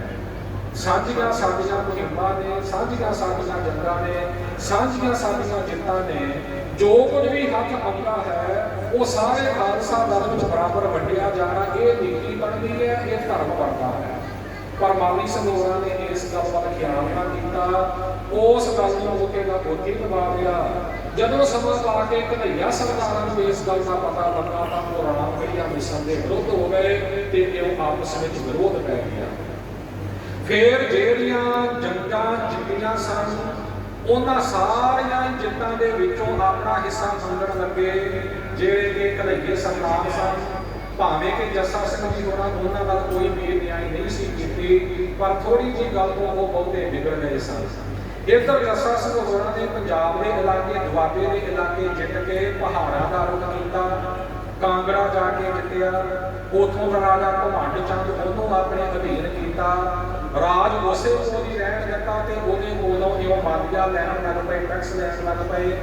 ਬਸੋਹਲੀ ਇਤਿਹਾਸ ਦੇ ਹੋਰ ਇਲਾਕੇ ਵੀ ਜੱਸਾ ਸਿੰਘ ਜੀ ਨੇ ਜਿੱਤੇ, ਰਾਜ ਭਾਗ ਕਾਇਮ ਕੀਤੇ। ਪਰ ਸਰਦਾਰ ਜੈ ਸਿੰਘ ਘਨੱਈਆ ਜਿਹੜਾ ਸੀ ਉਹ ਮਨ ਵਿੱਚ ਖਾਰ ਖਾਣ ਲੱਗ ਪਿਆ ਤੇ ਉਸ ਖਾਰ ਦੇ ਤਹਿਤ ਉਹਨਾਂ ਨੇ ਜਾ ਕੇ ਘੁਮੰਡ ਚੰਦ ਕੰਟੋਚੀਏ ਨੂੰ ਭੜਕਾਇਆ, ਕਾਂਗੜੇ ਦੇ ਰਾਜੇ ਨੂੰ, ਕਿ ਤੂੰ ਸੁਤੰਤਰ ਰਾਜਾ ਬਣ, ਮੈਂ ਤੇਰੀ ਮਦਦ ਕਰਾਂਗਾ। ਇਉਂ ਇਹਨਾਂ ਦੋਵਾਂ ਨੇ ਜੱਸਾ ਸਿੰਘ ਜੀ ਹੋਰਾਂ ਦੇ ਨਾਲ ਜੰਗ ਜਿੱਤ ਲਈ, ਪਰ ਇਸ ਜੰਗ ਦੇ ਵਿੱਚ ਵੀ ਸਰਦਾਰ ਜੱਸਾ ਸਿੰਘ ਹੋਰਾਂ ਦੀ ਫਤਿਹ ਹੁੰਦੀ ਰਹੀ। ਹੁਣ ਚਾਲ ਚੱਲਦਿਆਂ ਹੋਇਆਂ ਘਨੱਈਏ ਸਰਦਾਰਾਂ ਨੇ ਜੋ ਸ਼ੁਕਰ ਚੱਕੀਆ ਮਿਸਲ ਦੇ ਸਰਦਾਰ ਚੜ੍ਹਤ ਸਿੰਘ ਜੀ ਹੋਏ ਸਨ, ਉਹਨਾਂ ਨੂੰ ਵੀ ਆਪਣੇ ਨਾਲ ਮਿਲਾ ਲਿਆ। ਕਪੂਰਥਲੇ ਦੇ ਇਲਾਕੇ ਵਿੱਚ ਜੱਸਾ ਸਿੰਘ ਆਹਲੂਵਾਲੀਏ ਹੋਣਾ ਦਾ ਇਲਾਕਾ ਸੀ, ਉਹਨਾਂ ਨੂੰ ਵੀ ਆਪਣੇ ਨਾਲ ਮੇਲ ਲਿਆ। ਕੁਝ ਹੋਰ ਵੀ ਗੱਲਾਂ ਬਾਤਾਂ ਐਸੀਆਂ ਹੋ ਗਈਆਂ ਕਿ ਆਪਸ ਵਿੱਚ ਤਕਰੀਰ ਪੈ ਗਈ। ਸੋ ਉਧਰ ਘੁਮੰਡ ਚੰਦ ਦਾ ਪੁੱਤਰ ਸੰਸਾਰ ਚੰਦ, ਜੈ ਸਿੰਘ ਘਨੱਈਆ ਤੇ ਆਹਲੂਵਾਲੀਆਂ ਦੀ ਫੌਜ ਇਹ ਇਕੱਠੀ ਹੋ ਕੇ ਸਰਦਾਰ ਜੱਸਾ ਸਿੰਘ ਰਾਮਗੜੀਆ ਦੇ ਵਿਰੁੱਧ ਲੜੀ ਤੇ ਹੌਲੀ ਹੌਲੀ ਸਰਦਾਰ ਜੱਸਾ ਸਿੰਘ ਹੋਰਾਂ ਦੀ ਤਾਕਤ ਘਟਣ ਲੱਗੀ। ਬਟਾਲਾ ਜਿੱਤਣ ਉਪਰੰਤ, ਕਲਾਨੌਰ ਜਿੱਤਣ ਉਪਰੰਤ ਸ੍ਰੀ ਹਰਗੋਬਿੰਦਪੁਰ ਨੂੰ ਆਪਣੀ ਰਾਜਧਾਨੀ ਸਰਦਾਰ ਜੱਸਾ ਸਿੰਘ ਰਾਮਗੜੀਆ ਨੇ ਬਣਾ ਲਿਆ ਸੀ। ਸੋ ਇਸ ਪ੍ਰਕਾਰ ਇੱਥੇ ਘਟਨਾ ਹੋਰ ਵੀ ਘਟਦੀ ਹੈ। ਆਹਲੂਵਾਲੀਆਂ ਦੇ ਨਾਲ ਵੀ ਥੋੜਾ ਵਿਗਾੜ ਜਿਹੜਾ ਜਦੋਂ ਪੈ ਜਾਂਦਾ ਹੈ ਤਾਂ ਉਹਨਾਂ ਸਮਿਆਂ ਦੇ ਵਿੱਚ ਇੱਕ ਵਾਰ ਸਰਦਾਰ ਜੱਸਾ ਸਿੰਘ ਆਹਲੂਵਾਲੀਆ ਇਸ ਇਲਾਕੇ ਵੱਲ ਨੂੰ ਆਉਂਦੇ ਮਿਆਣੀ ਗੱਲ ਮਾਲੀ ਸਿੰਘ ਹੋਰੀ ਇੱਥੇ ਵੀ ਗਲਤੀ ਕਰ ਜਾਂਦੇ ਹੈ। ਸਰਦਾਰ ਜੱਸਾ ਸਿੰਘ ਆਹਲੂਵਾਲੀਆ ਨੂੰ ਘੇਰ ਲਿਆ ਮਾਲੀ ਸਿੰਘ ਹੋਰਾਂ ਨੇ, ਮੈਦਾਨੀ ਜੰਗ ਵਿੱਚ ਫੱਟੜ ਕਰ ਦਿੱਤਾ ਤੇ ਕੈਦ ਕਰਕੇ ਹਰਗੋਬਿੰਦਪੁਰ ਲੈ ਆਏ। ਪਰ ਜਦੋਂ ਸਰਦਾਰ ਜੱਸਾ ਸਿੰਘ ਰਾਮਗੜੀਆ ਨੂੰ ਪਤਾ ਲੱਗਾ, ਉਹਨਾਂ ਨੇ ਮਾਲੀ ਸਿੰਘ ਨੂੰ ਵੀ ਝਿੜਕਿਆ। ਸਰਦਾਰ ਜੱਸਾ ਸਿੰਘ ਆਹਲੂਵਾਲੀਆ ਦਾ ਇਲਾਜ ਵੀ ਆਪਣੇ ਕੋਲੋਂ ਕਰਾਇਆ ਤੇ ਉਸ ਪ੍ਰਕਾਰ ਉਹਨਾਂ ਨੂੰ ਰਾਜੀ ਕਰਕੇ ਫਿਰ ਬਹੁਤ ਸੋਸਾਰੋ ਦੇ ਕੇ, ਬਹੁਤ ਵੱਡੀਆਂ ਖੇਤਾਂ ਦੇ ਕੇ ਸਤਿਕਾਰ ਸਾਹਿਬ ਜਗਾ ਕੀਤਾ। ਪਰ ਸਮੁੱਚੇ ਖਾਲਸਾ ਪੰਥ ਨੂੰ ਰਾਮਗੜੀਆ ਸਰਦਾਰ ਦੀ ਇਹ ਗੱਲ ਚੰਗੀ ਨਾ ਲੱਗੀ। ਭੰਗੀ ਮਿਸਲ ਦੇ ਸਰਦਾਰ ਜਿਹੜੇ ਸਨ ਉਹਨਾਂ ਦੇ ਨਾਲ ਬਹੁਤ ਮੇਲ ਜੋਲ ਰਿਹਾ ਰਾਮਗੜੀਆ ਦਾ। ਭੰਗੀਆਂ ਦੇ ਇਲਾਕੇ ਜਿਹੜੇ ਸਨ ਉਹ ਦਬਾਏ ਘਨੱਈਆ ਨੇ, ਤਾਂ ਉਹ ਇਲਾਕੇ ਛਡਾਉਣ ਵਾਸਤੇ ਭੰਗੀ ਸਰਦਾਰ ਰਾਮਗੜੀਆ ਦੀ ਮਦਦ ਹੀ ਲੈਂਦੇ ਰਹੇ, ਜਿਸ ਕਰਕੇ ਵੀ ਜੈ ਸਿੰਘ ਘਨੱਈਆ ਜਿਹੜਾ ਸੀ ਉਹ ਸਿੰਘਾਂ ਦੇ ਨਾਲ, ਰਾਮਗੜੀਆ ਦੇ ਨਾਲ ਵਿਰੋਧ ਰੱਖਦਾ ਸੀ। ਹੁਣ ਇਹ ਸਾਰੇ ਜਿਹੜੇ ਸਨ ਇੱਕ ਜਗ੍ਹਾ ਇਕੱਠੇ ਰਲ ਗਏ। ਸਰਦਾਰ ਜੱਸਾ ਸਿੰਘ ਆਹਲੂਵਾਲੀਆ ਦੀ ਬੇਅਦਬੀ ਹੋਈ ਜਾਣ ਕੇ ਜਿਨ੍ਹਾਂ ਭੰਗੀ ਸਰਦਾਰਾਂ ਦੀ ਮਦਦ ਕਰਕੇ ਜੱਸਾ ਸਿੰਘ ਰਾਮਗੜੀਆ ਨੇ ਘਨੱਈਆ ਨੂੰ ਆਪਣੇ ਵਿਰੋਧ ਕਰ ਲਿਆ ਸੀ, ਉਹ ਭੰਗੀ ਸਰਦਾਰ ਫਿਰ ਜੱਸਾ ਸਿੰਘ ਰਾਮਗੜੀਆ ਦੇ ਵੀ ਉਲਟ ਹੋ ਗਏ। ਹੁਣ ਇਹ ਚਾਰ ਫੌਜਾਂ ਰਲ ਗਈਆਂ, ਇੱਕ ਆਹਲੂਵਾਲੀਆ ਦੀ ਫੌਜ, ਇੱਕ ਘਨੱਈਆ ਦੀ ਫੌਜ, ਇੱਕ ਭੰਗੀਆਂ ਦੀ ਫੌਜ ਤੇ ਇੱਕ ਸੰਸਾਰ ਚੰਦ ਕਾਂਗੜੇ ਦੀ ਫੌਜ। ਇਹਨਾਂ ਨੇ ਆ ਕੇ ਹਰਗੋਬਿੰਦਪੁਰ ਔਰ ਮਿਆਣੀ ਤੇ ਹਮਲਾ ਕੀਤਾ। ਇਸ ਹਮਲੇ ਅੱਗੇ ਰਾਮਗੜੀਆ ਸਰਦਾਰ ਠਹਿਰ ਨਾ ਸਕੇ ਤੇ ਇਉਂ ਜੱਸਾ ਸਿੰਘ ਜੀ ਨੂੰ ਆਪਣਾ ਇਲਾਕਾ ਛੱਡਣਾ ਪਿਆ। ਆਪ ਜੀ ਇੱਧਰੋਂ ਫਿਰ ਉਧਰ ਦੁਆਬੇ ਵੱਲ, ਬਾਰਵੀਂ ਵੱਲ ਚਲੇ ਗਏ, ਸਤਲੁਜ ਤੋਂ ਪਾਰ ਹੋ ਗਏ। ਪਟਿਆਲੇ ਦੇ ਰਾਜੇ ਅਮਰ ਸਿੰਘ ਨੇ ਫਿਰ ਆਪ ਜੀ ਦਾ ਬੜਾ ਜ਼ਿਆਦਾ ਆਦਰ ਸਤਿਕਾਰ ਕੀਤਾ, ਆਓ ਭਗਤ ਕੀਤੀ। ਹਾਂਸੀ, ਹਿਸਾਰ, ਬਟਾਲਾ ਇਤਿਆਦਿਕ ਜਿਹੜੇ ਇਲਾਕੇ ਅੱਜ ਕੱਲ੍ਹ ਹਰਿਆਣੇ ਵਿੱਚ ਨੇ, ਇਹਨਾਂ ਇਲਾਕਿਆਂ ਵਿੱਚ ਜਾ ਕੇ ਜੱਸਾ ਸਿੰਘ ਜੀ ਹੋਰਾਂ ਨੇ ਖਾਲਸਾ ਰਾਜ ਦੇ ਪਰਚਮ ਲਹਿਰਾਏ।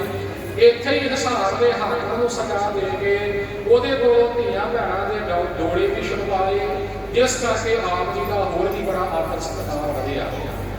ਇੱਥੋਂ ਹੀ ਮੱਲਾਂ ਮਾਰਦੇ ਹੋਏ ਹਿਸਾਰ ਤੋਂ ਜੱਸਾ ਸਿੰਘ ਹੋਰੀ ਅਗਾਂਹ ਵੱਧਦੇ ਨੇ ਤੇ ਦਿੱਲੀ ਤੱਕ ਪਹੁੰਚਦੇ ਨੇ ਤੇ ਉਦੋਂ ਦਿੱਲੀ ਮੁਗਲਪੁਰੇ ਦੇ ਉੱਪਰ ਹਮਲਾ ਕਰਕੇ, ਮੁਗਲਾਂ ਫੌਜਾਂ ਦਾ ਖਾਤਮਾ ਕਰਕੇ, ਉਦੋਂ ਆਪ ਜੀ ਨੇ ਜਾ ਕੇ ਲਾਲ ਕਿਲ੍ਹੇ ਤੇ ਕਬਜ਼ਾ ਕੀਤਾ ਸੀ। 4 ਵੱਡੀਆਂ ਤੋਪਾਂ ਉੱਥੋਂ ਆਪ ਜੀ ਦੇ ਕਬਜ਼ੇ ਵਿੱਚ ਆਈਆਂ ਤੇ ਉਦੋਂ ਹੀ ਫਿਰ ਉਹ ਦਿੱਲੀ ਦਾ ਤਖਤ, ਜਿਸ ਤਖਤ ਤੇ ਬੈਠ ਕੇ ਸ਼ਹਿਨਸ਼ਾਹਾਂ ਦੀ ਤਾਜਪੋਸ਼ੀ ਹੁੰਦੀ ਰਹੀ ਹੈ, ਉਹ ਤਖਤ ਜਿਹੜਾ ਸੀ ਉੱਥੋਂ ਉੱਟ ਕੇ ਮਹਾਰਾਜਾ ਜੱਸਾ ਸਿੰਘ ਜੀ ਰਾਮਗੜੀਆ ਅੰਮ੍ਰਿਤਸਰ ਵਿਖੇ ਲੈ ਕੇ ਆਏ ਸਨ। ਉਹ ਤਖਤ ਵਾਲੀ ਸਿਰ ਅੱਜ ਵੀ ਗੋਗਾ ਰਾਮਗੜੀਆ ਦੇ ਵਿੱਚ ਪਈ ਹੋਈ ਹੈ, ਜੋ ਸਰਦਾਰ ਜੱਸਾ ਸਿੰਘ ਰਾਮਗੜੀਆ ਹੋਰਾਂ ਦੀ ਬਹਾਦਰੀ ਦੀ ਗਵਾਹੀ ਭਰਦੀ ਹੈ। 5-6 ਸਾਲ ਦਾ ਅਰਸਾ ਉਧਰ ਬਿਤਾਉਣ ਉਪਰੰਤ ਆਪਣੇ ਖੁੱਸੇ ਹੋਏ ਇਲਾਕੇ ਲੈਣ ਵਾਸਤੇ ਸਰਦਾਰ ਜੱਸਾ ਸਿੰਘ ਹੋਰਾਂ ਨੇ ਫਿਰ ਪੰਜਾਬ ਵੱਲ ਦਾ ਰੁਖ ਕੀਤਾ। ਇੱਧਰ ਜਿਹੜੇ ਸ਼ੁਕਰ ਚੱਕੀਏ ਸਰਦਾਰ ਸਨ ਮਹਾਂ ਸਿੰਘ ਹੋਰੀ, ਕਿਉਂਕਿ ਚੜ੍ਹਤ ਸਿੰਘ ਜੀ ਚਲਾਣਾ ਕਰ ਚੁੱਕੇ ਹੈ। ਮਹਾਂ ਸਿੰਘ ਸ਼ੁਕਰ ਚੱਕੀਆ, ਉਹਨਾਂ ਦਾ ਕਨ੍ਹਈਆ ਦੇ ਨਾਲ ਵਿਗਾੜ ਪਿਆ ਹੋਇਆ ਹੈ। ਉਹਨਾਂ ਨੇ ਮਹਾਰਾਜਾ ਜੱਸਾ ਸਿੰਘ ਰਾਮਗੜੀਆ ਦੇ ਕੋਲੋਂ ਮਦਦ ਮੰਗੀ। ਕੁਝ ਸ਼ਰਤਾਂ ਦੇ ਤਹਿਤ ਮਹਾਰਾਜਾ ਜੱਸਾ ਸਿੰਘ ਰਾਮਗੜੀਆ ਮਦਦ ਦੇਣ ਵਾਸਤੇ ਤਿਆਰ ਹੋਏ। ਉਦੋਂ ਬਟਾਲੇ ਤੇ ਕਬਜ਼ਾ ਕਨ੍ਹਈਏ ਸਰਦਾਰ ਕਰ ਚੁੱਕੇ ਸਨ। ਸੋ ਉਸ ਵਕਤ ਸ਼ੁਕਰ ਚੱਕੀਆਂ ਦੀ ਤੇ ਰਾਮਗੜੀਆਂ ਦੀ ਫੌਜ ਨੇ ਆਪਣੇ ਇਲਾਕੇ ਛਡਾਉਣ ਵਾਸਤੇ ਇੱਧਰ ਬਟਾਲੇ ਦਾ ਰੁਖ ਜਦੋਂ ਕੀਤਾ ਹੈ ਤਾਂ ਇੱਧਰ ਕਨ੍ਹਈਆ ਦੀ ਫੌਜ ਦੀ ਟਾਕਰਾ ਕਰਨ ਵਾਸਤੇ ਆਹ ਕਰੀ ਅਚਲ ਸਾਹਿਬ ਦੇ ਇਲਾਕੇ ਵਿੱਚ ਲੜਾਈ ਹੋਈ। ਉਸ ਲੜਾਈ ਵਿੱਚ ਜੈ ਸਿੰਘ ਕਨ੍ਹਈਆ ਨੂੰ, ਕਨ੍ਹਈਆ ਨਸਲ ਦਾ ਮੁਖੀ ਹੈ, ਉਹਦਾ ਪੁੱਤਰ ਗੁਰਬਖਸ਼ ਸਿੰਘ ਜਿਹੜਾ ਸੀ ਉਹ ਮਾਰਿਆ ਗਿਆ। ਜੈ ਸਿੰਘ ਹੋਰਾਂ ਦੀ ਹਾਰ ਹੋਈ। ਗੁਰਬਖਸ਼ ਸਿੰਘ ਦੀ ਸੁਪਤਨੀ ਸਲਾਹ ਕੌਰ ਬਟਾਲੇ ਵਿੱਚ ਹੀ ਰਹਿੰਦੀ ਸੀ, ਉਹ ਵੀ ਆਪਣੀ ਜਾਨ ਬਚਾ ਕੇ ਇੱਥੋਂ ਭੱਜੀ। ਬਟਾਲਾ ਫਿਰ ਰਾਮਗੜੀਆਂ ਦੇ ਕਬਜ਼ੇ ਵਿੱਚ ਆਇਆ। ਔਰ ਇਸੇ ਪ੍ਰਕਾਰ ਕਲਾਨੌਰ ਦਾ ਇਲਾਕਾ ਜਿਹੜਾ ਸੀ ਉਹ ਮਹਾਰਾਜਾ ਨੇ ਆਪਣੇ ਭਰਾ ਤਾਰਾ ਸਿੰਘ ਦੇ ਸਪੁਰਦ ਕੀਤਾ ਸੀ, ਬਟਾਲਾ ਮਾਲੀ ਸਿੰਘ ਦੇ ਸਪੁਰਦ ਕੀਤਾ ਸੀ। ਕਨ੍ਹਈਆ ਦੀ ਪਹਿਲੀ ਜੰਗ ਵਿੱਚ ਕਲਾਨੌਰ ਦੀ ਲੜਾਈ ਵਿੱਚ ਤਾਰਾ ਸਿੰਘ ਜੀ ਵੀ ਸ਼ਹੀਦ ਹੋ ਗਏ ਸਨ। ਉਹਨਾਂ ਦੀ ਸੁਪਤਨੀ ਦਇਆ ਸਿੰਘ ਜੀ ਠੀਕਰੀਵਾਲ ਦੇ ਅਸਥਾਨ ਤੇ ਉਹਨਾਂ ਦੇ ਸਰੀਰ ਦੇ ਨਾਲ ਸਾਡੇ ਸਤੀ ਹੋ ਗਏ ਸਨ। ਠੀਕਰੀਵਾਲ ਪਿੰਡ ਵਿਖੇ ਜੋ ਮਾਤਾ ਸਤੀ ਦਾ ਸਥਾਨ ਬਣਿਆ ਹੈ ਉਹ ਭਾਈ ਤਾਰਾ ਸਿੰਘ ਜੀ ਦੀ ਸੁਪਤਨੀ ਮਾਤਾ ਦਇਆ ਕੌਰ ਜੀ ਦਾ ਹੈ। ਹੁਣ ਜਦੋਂ ਦੁਬਾਰਾ ਬਟਾਲਾ ਜਿੱਤ ਰਿਹਾ ਹੈ, ਸੋ ਜਿਹੜਾ ਮਹਾਰਾਜਾ ਜੈ ਸਿੰਘ ਸੀ ਕਨ੍ਹਈਆ, ਉਹ ਤਾਂ ਪਹਾੜਾਂ ਵੱਲ ਨੂੰ ਚਲਾ ਗਿਆ, ਪਰ ਉਹਦੀ ਨੂੰਹ ਜੋ ਸਦਾ ਕੌਰ ਹੈ ਗੁਰਬਖਸ਼ ਸਿੰਘ ਦੀ ਪੁੱਤਰੀ, ਉਹਨੇ ਅੰਦਰ ਖਾਤੇ ਬਹੁਤ ਜੋੜ ਬੁੱਕ ਕੀਤਾ, ਗੰਢ ਚੁੱਕ ਕੀਤੀ। ਸ਼ੁਕਰ ਚੱਕੀਆਂ ਦੇ ਨਾਲ ਮਹਾਂ ਸਿੰਘ ਦੇ ਪੁੱਤਰ ਰਣਜੀਤ ਸਿੰਘ ਜੀ ਦੇ ਨਾਲ ਆਪਣੀ ਪੁੱਤਰੀ ਮਹਿਤਾਬ ਕੌਰ ਦਾ ਵਿਆਹ ਕਰ ਦਿੱਤਾ। ਕਿਉਂ? ਸ਼ੁਕਰ ਚੱਕੀਆਂ ਨੂੰ ਆਪਣੇ ਪੱਖ ਵਿੱਚ ਕਰ ਲਿਆ। ਥੋੜੇ ਸਮੇਂ ਬਾਅਦ ਸ਼ੁਕਰ ਚੱਕੀਆਂ ਦਾ ਫਿਰ ਰਾਮਗੜੀਆ ਨਸਲ ਦੇ ਨਾਲ ਵੈਰ ਵਿਰੋਧ ਪੈ ਗਿਆ, ਜਿਸ ਕਰਕੇ ਅਨੇਕਾਂ ਜੰਗਾਂ ਵੀ ਹੁੰਦੀਆਂ ਰਹੀਆਂ। ਕਦੇ ਰਾਮਗੜੀਏ ਜਿੱਤਦੇ ਰਹੇ ਤੇ ਕਦੇ ਸ਼ੁਕਰ ਚੱਕੀਏ ਜਿੱਤਦੇ ਰਹੇ। ਆਖਰ ਇਹ ਸਿਲਸਿਲਾ ਵੀ ਖਤਮ ਹੋ ਗਿਆ ਤੇ ਬਾਅਦ ਵਿੱਚ ਰਾਮਗੜੀਆਂ ਨਾਲ ਸ਼ੁਕਰ ਚੱਕੀਆਂ ਦਾ ਆਪਸੀ ਪ੍ਰੇਮ ਪਿਆਰ ਵੀ ਬਣ ਗਿਆ। ਸਦਾ ਕੌਰ ਜਿਹੜੀ ਸੀ ਉਹ ਤੜਪ ਰਹੀ ਸੀ ਰਾਮਗੜੀਆਂ ਦੇ ਕੋਲੋਂ ਬਦਲਾ ਲੈਣ ਵਾਸਤੇ। ਮਿਆਣੀ ਦੇ ਕਿਲੇ ਵਿੱਚ ਹੀ ਸਰਦਾਰ ਜੱਸਾ ਸਿੰਘ ਰਾਮਗੜੀਆ ਜੀ ਮੌਜੂਦ ਸਨ। ਉਸ ਵਕਤ ਕਨ੍ਹਈਆ ਦੀ ਫੌਜ ਨੂੰ ਲੈ ਕੇ ਨਾਲ ਭਾਗ ਸਿੰਘ ਆਂਧੂਵਾਲੀਏ ਦੀ ਫੌਜ ਨੂੰ ਲੈ ਕੇ ਕੁਝ ਹੋਰ ਆਪਣੇ ਹਮਾਇਤੀ ਲੈ ਕੇ ਮਹਾਰਾਣੀ ਸਦਾ ਕੌਰ ਦੇ ਮਿਆਣੀ ਦੇ ਕਿਲੇ ਨੂੰ ਘੇਰਾ ਪਾਇਆ। ਬਾਹਰ ਦੀਆਂ ਫੌਜਾਂ ਜ਼ਿਆਦਾ ਨੇ, ਰਾਮਗੜੀਆ ਫੌਜਾਂ ਘੱਟ ਨੇ। ਲੰਮਾ ਸਮਾਂ ਲੜਾਈ ਚੱਲੀ ਤੇ ਉਸ ਵਕਤ ਨਿਕਟੀ ਵਰਤਿਆਂ ਹੋਇਆ ਮਹਾਰਾਜਾ ਜੱਸਾ ਸਿੰਘ ਰਾਮਗੜੀਆ ਨੇ ਬਾਬਾ ਸਾਹਿਬ ਸਿੰਘ ਦੀ ਬੇਟੀ ਅਨਸਮਾਨ ਸਤਿਗੁਰੂ ਨਾਨਕ ਦੇਵ ਸਿੰਘ ਜੀ ਦੇ ਉਹਨਾਂ ਨੂੰ ਇਹ ਸੁਨੇਹਾ ਭੇਜਿਆ ਕਿ ਦੋਵਾਂ ਪਾਸਿਆਂ ਦੀ ਸੁਲਾਹ ਤੁਸੀਂ ਕਰਾਓ ਤੇ ਭਰਾਵਾਂ ਦਾ ਆਪਸ ਵਿੱਚ ਮਨ ਦੋਨੋਂ ਰੋਕੋ। ਜਦੋਂ ਇਹ ਸੁਨੇਹਾ ਪਹੁੰਚਿਆ ਬਾਬਾ ਸਾਹਿਬ ਸਿੰਘ ਬੇਦੀ ਕੋਲ, ਉਹਨਾਂ ਨੇ ਸਦਾ ਕੌਰ ਹੋਰਾਂ ਨੂੰ ਸਮਝਾਇਆ, ਪਰ ਸਦਾ ਕੌਰ ਆਪਣੀ ਜਿੱਦ ਤੇ ਅੜੀ ਰਹੀ ਕਿ ਜਿਵੇਂ ਮੇਰੇ ਪਤੀ ਦੀ ਲੋਥ ਮੈਦਾਨੀ ਜੰਗ ਦੇ ਵਿੱਚ ਪਈ ਹੋਈ ਸੀ ਨਾ, ਮੇਰੇ ਕਾਲਜੇ ਨੂੰ ਠੰਡ ਉਦੋਂ ਪਵੇਗੀ ਜਦੋਂ ਜੱਸਾ ਸਿੰਘ ਰਾਮਗੜੀਏ ਦੇ ਪੁੱਤਰ ਜੋਧ ਸਿੰਘ ਰਾਮਗੜੀਏ ਦੀ ਲਾਸ਼ ਮੇਰੀਆਂ ਅੱਖਾਂ ਦੇ ਸਾਹਮਣੇ ਆਵੇ। ਨਹੀਂ ਮੰਨੀ। ਜਦੋਂ ਨਾ ਮੰਨੀ ਤਾਂ ਸਾਹਿਬ ਸਿੰਘ ਦੀ ਬੇਟੀ ਨਾਰਾਜ਼ ਹੋਏ ਤੇ ਉਹਨਾਂ ਨੇ ਮਹਾਰਾਜਾ ਜੱਸਾ ਸਿੰਘ ਰਾਮਗੜੀਆ ਨੂੰ ਸੁਨੇਹਾ ਭੇਜਿਆ ਕਿ ਇਹ ਹੰਕਾਰੇ ਗਏ ਨੇ, ਇਹ ਆਫਰੇ ਗਏ ਨੇ, ਤੂੰ ਗੁਰੂ ਦਾ ਓਟ ਆਸਰਾ ਲੈ ਕੇ ਡਟਿਆ ਰਹੋ, ਵਾਹਿਗੁਰੂ ਤੇਰੀ ਮਦਦ ਕਰੇਗਾ, ਉਹ ਵੀ ਕਰੇਗਾ। ਜੱਸਾ ਸਿੰਘ ਰਾਮਗੜੀਆ ਦੀ ਇਸ ਵਚਨ ਤੇ ਭਰੋਸਾ ਕਰਕੇ ਕਿਲੇ ਵਿੱਚ ਖੜੇ ਰਹੇ। ਵਰਖਾ ਰੁੱਤ ਦਾ ਸਮਾਂ ਆ ਗਿਆ, ਦਰਿਆ ਵਿੱਚ ਹੜ੍ਹ ਚੜ੍ਹ ਆਇਆ, ਜਿਹਦੇ ਵਿੱਚ ਸਦਾ ਕੌਰ ਦੀ ਬਹੁਤ ਜ਼ਿਆਦਾ ਫੌਜ ਜਿਹੜੀ ਸੀ ਰੁੜ ਗਈ। ਮਜਬੂਰਨ ਉਹਨਾਂ ਨੂੰ ਘੇਰਾ ਚੁੱਕ ਕੇ ਇੱਥੋਂ ਜਾਣਾ ਪਿਆ। ਸੋ ਇਸ ਪ੍ਰਕਾਰ ਸਰਦਾਰ ਜੱਸਾ ਸਿੰਘ ਜੀ ਫਿਰ ਉੱਥੇ ਸਹੀ ਸਲਾਮਤ ਆਏ ਤੇ ਮਿਆਣੀ ਪੁੱਤਰ ਉਹਨਾਂ ਦਾ ਕਬਜ਼ਾ ਰਿਹਾ। ਹੋਰ ਵੀ ਬੜਾ ਲੰਮਾ ਇਤਿਹਾਸ ਹੈ ਜੋ ਕਿ ਸਮਾਂ ਅੱਗੇ ਨਹੀਂ ਜਾਣ ਦੀ ਇਜਾਜ਼ਤ ਨਹੀਂ ਦਿੰਦਾ। ਥੋੜੀ ਜਿਹੀ ਸਿੱਖੀ ਸਿੱਖ ਵੀ ਆਪ ਜੀ ਦੀ ਘਟਨਾ ਆਪ ਨਾਲ ਸਾਂਝੀ ਕਰਕੇ ਕੁਝ ਬਚਨ ਮੈਂ ਫਿਰ ਹਿਮਾਲਾ ਜਾਚ ਕਰਾਂਗਾ। ਫਤਿਹ ਬੁਲਾਵਾਂਗਾ। ਬਾਬਾ ਪ੍ਰੇਮ ਸਿੰਘ ਜੀ ਹੋਠੀ ਆਪਣੀ ਪੁਸਤਕ ਸਿੱਖ ਰਾਜ ਦੇ ਉਸਰਜੇ ਦੇ ਦੂਸਰੇ ਭਾਗ ਵਿੱਚ ਇਹ ਭਜਨ ਲਿਖਦੇ ਨੇ ਕਿ ਇਹ ਜੋ ਰਾਮਗੜੀਏ ਸਰਦਾਰ ਹੋਏ ਨੇ ਜੱਸਾ ਸਿੰਘ ਤੇ ਉਹਨਾਂ ਦੇ ਭਰਾ, ਇਹਨਾਂ ਦਾ ਸਤਿਗੁਰੂ ਰਾਮਦਾਸ ਜੀ ਨਾਲ, ਗੁਰੂ ਰਾਮਦਾਸ ਜੀ ਦੇ ਦਰ ਨਾਲ ਬਹੁਤ ਪ੍ਰੇਮ ਪਿਆਰ ਰਿਹਾ, ਬੜੀ ਸ਼ਰਧਾ ਭਾਵਨਾ ਰਹੀ ਹੈ। ਜੇ ਕਿਲਾ ਬਣਾਇਆ ਉਸ ਕਿਲੇ ਦਾ ਨਾਮ ਰੱਖਿਆ ਰਾਮ ਰੌਣੀ, ਸਤਿਗੁਰੂ ਰਾਮਦਾਸ ਜੀ ਦੇ ਨਾਮ ਉੱਪਰ। और इसे प्रकार उस किले के नेड़े अपना एक कटड़ा वसाया, एक महला वसाया, जिसका नाम रखा महला रामगढ़िया। इसे प्रकार बंदूकों के पिस्तौल को बनाते उन्होंने का नाम रखा राम जंगा। ते रामगढ़िया मिसल सरदारां का जिहड़ा खजाना हुंदा सी ओहदा नाम रखा सी राम रास। इहो सारे नाम सतगुरु रामदास जी के नाम उपर ही रखे थे। जे दिल्ली तो तखत पुट के लिया तो वह भी सतगुरु रामदास जी के चरणों में लेके आए। क्यों बाबा प्रेम सिंह जी रोटी ने बड़ी वड्डी सिफत रामगढ़िया सरदारां की की है। गुरु के उपर निश्चय के भरोसे की एक घटना भी है कि जब हिसार के इलाके में आप जी रह रहे सन तो उस वक्त धन दौलत के पक्षों बहुत ज्यादा घाट आ गई। जे हिसार के हाकम ने भी हमला किया तो पर उपकार वास्ते किया सी, माया किसी पास आने की उम्मीद नहीं सी। सिंह जी कुछ बोले कि बाला जी सरदार जी खर्चे किवें पूरे होणगे, तो उदों सरदार जस्सा सिंह जी ने एक कबित उचारिया सी। उन्हां दा उचारिया इको एक कबित जिहड़ा है इस पंथ के पास मौजूद है।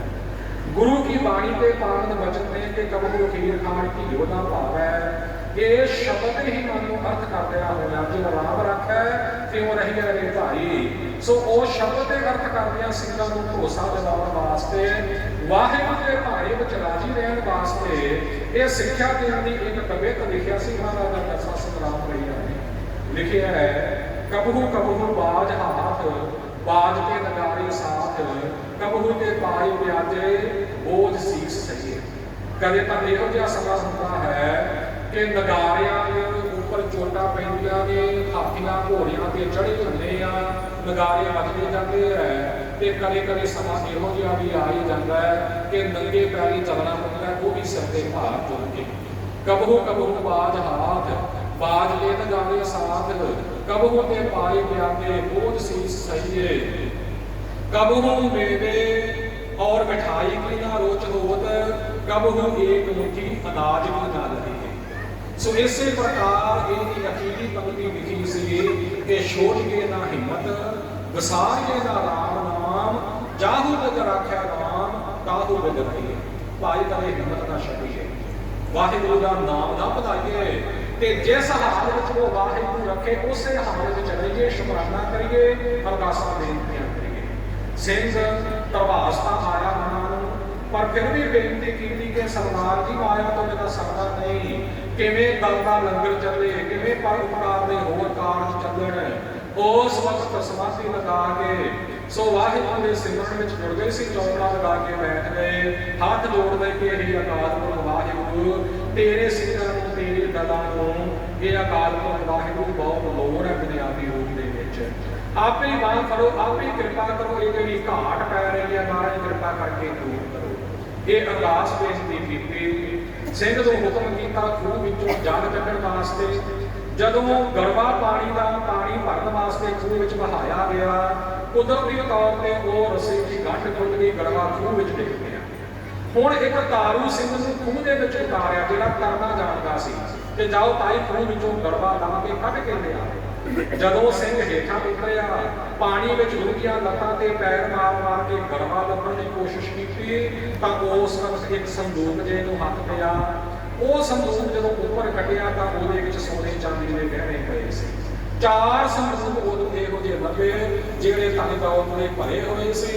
ਕਹਿਣ ਲੱਗੇ देख लो खालसा जी, अकाल पुरख वाहिगुरू ने कीती अरदास कदे बिरती नहीं जाती। ਇਹੋ ਜਿਹਾ ਸੀ सरदार जस्सा सिंह ਦਾ ਨਿਸ਼ਚਾ, ਇਹੋ ਜਿਹਾ ਉਹਨਾਂ ਦਾ ਸਿੱਖੀ ਸਿਦਕ, ਇਹੋ ਜਿਹੀ ਬਹਾਦਰੀ, ਇਹੋ ਜਿਹੀ ਕੌਮੀ ਭਾਵਨਾ हमेशा हमेशा कौम वास्ते पंथ वास्ते पंथ के वफादार होके विचरे। पर अफसोस के भरावां दी आपसी लड़ाई ने आप जी नूं समय समय विपता विच पाई रखे है, ये बहुत बड़ा नुकसान होया है। 80 साल की उम्र भोग के तकरीबन 1803 ईस्वी में आप जी का अकाल चलाना होया। उन्हां तों पिछों उन्हां दे पुत्र जोध सिंह जी जोड़े सन, ये रामगढ़िया मिसल दे जथेदार आए। भाई जोध सिंह भाई वीर सिंह के 2 भरा ने सरदार जस्सा सिंह रामगढ़िया जी के पुत्र।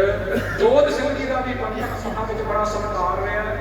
महाराजा रणजीत सिंह ने जोध सिंह जी का बड़ा प्रेम भरिया अपना मेल मिलाप रखे है, तो उन्होंने बाबा जी कह के बुलाते रहे। महाराजा रणजीत सिंह जी होने ने सो बड़ा ये लंबा इतिहास है, वो समझ ना जाने की आज्ञा नहीं दे रहा साथ संगत जी। अज आप जो गुरुद्वारा शहीद गंज बाबा दीप सिंह के दर्शन दिदारे करते हैं, मत्था टेक के बाहर निकलिए जिथे देख बताई जाती है, उत्थे आप देखिए कि एक संगमाता की सोने की पाल संगमाता की पालकी जी बनी हुई है, विच गुरु ग्रंथ साहिब का प्रकाश हुई है। वो सरदार जोध सिंह राजगढ़िया की समाध है, सरदार जोध सिंह का नाम लिखिया हुआ है, उन्होंने पंथक सेवावां का भी उत्थे जिक्र किया गया है। जस्सा सिंह रामगढ़िया के उसारे हुए भुंगे अज श्री हरमंदर साहिब जी प्रकरणा की शोभा बनी हुई है, जो उन्होंने हरमंदर साहिब जी की रखिया के वास्ते उसारे सन जी। ते उधर शहीदों के चरणों में बाबा दीप सिंह के भुंगे उन्होंने सपुत्र भाई जोध सिंह होरां दी समाध मौजूद है। ये आपको माण हासिल है कि ऐसी वड्डी सेवा रामगढ़ सरदार ने कौम ने की ते इउं गुरु की खुशियां प्राप्त कीतियां। किते फिर समय बनया तो संखेप जिहा जिहड़ा इतिहास आपका समझा किया है, ये विस्तार के नाल भी आप विचार सकीए। अज की मेरी हाजरी प्रवान करनी, बधाई देना हमारा रामगढ़िया फैडरेशन को सरदार जस्सा सिंह रामगढ़िया हाल की प्रबंधक कमेटी को, जिन्होंने सरदार महाराजा जस्सा सिंह जी का जन्मदिन मनाने का उपादा किया है। अगला साल जो आ रहा है 2023 सन आ रही है, ये 30वीं शताब्दी होनी है, 300 साल का जन्मदिन हो रहा है सरदार जस्सा सिंह जी का। आप मुड़ भी रल मिल के उपादे करिए कि आप जी के जन्मदिन की 30वीं शताब्दी जी है, 300 साल का जन्मदिन बड़े बदल के बड़ी चढ़ती कला के नाल मनाया जाए। सारे संगतां सरदार जस्सा सिंह रामगढ़िया के जन्मदिन की बहुत बहुत बधाई होवे।